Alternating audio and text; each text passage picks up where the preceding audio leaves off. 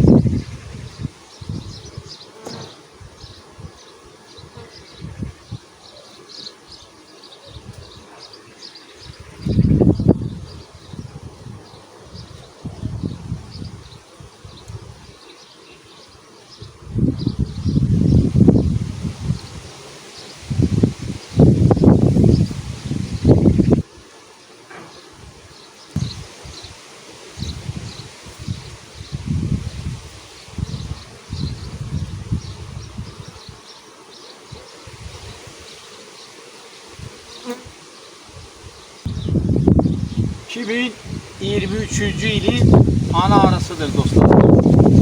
Bakın. Bismillah.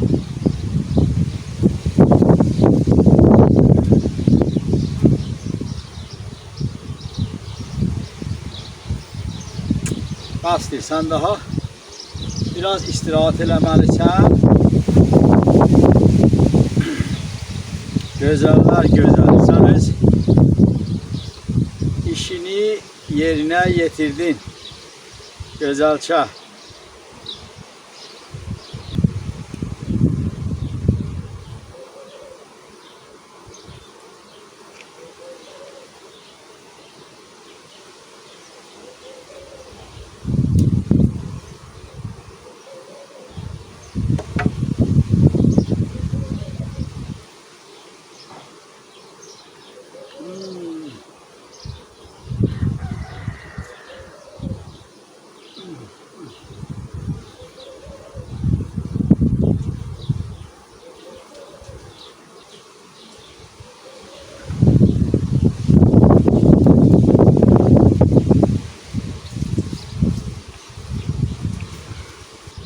Get gözəller gözəli, biraz istirahat elə.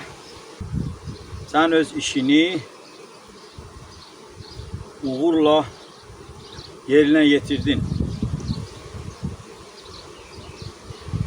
Bağışlayın, biraz size tüstü verməli olaram.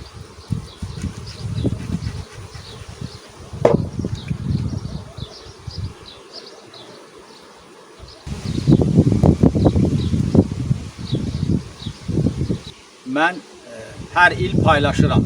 Ana arıların izolyatora salınması, qışda da məlumat vermişəm. Yenə də bu ailəni, nə üçün məhz bu ailəni göstərdim? Yəni bu köhnə bir pətəkdir. Təkcə gözəl, rənglənmiş, mərtəbəli yeşiklər deyil. O yeşiklərin içərisindəkidir əsas.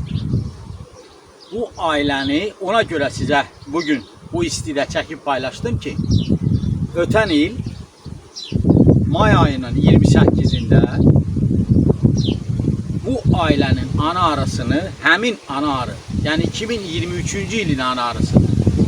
Bu ana arını 2024-cü ildə mən həbsə almışdım ARB kanalının çəkilişi ilə.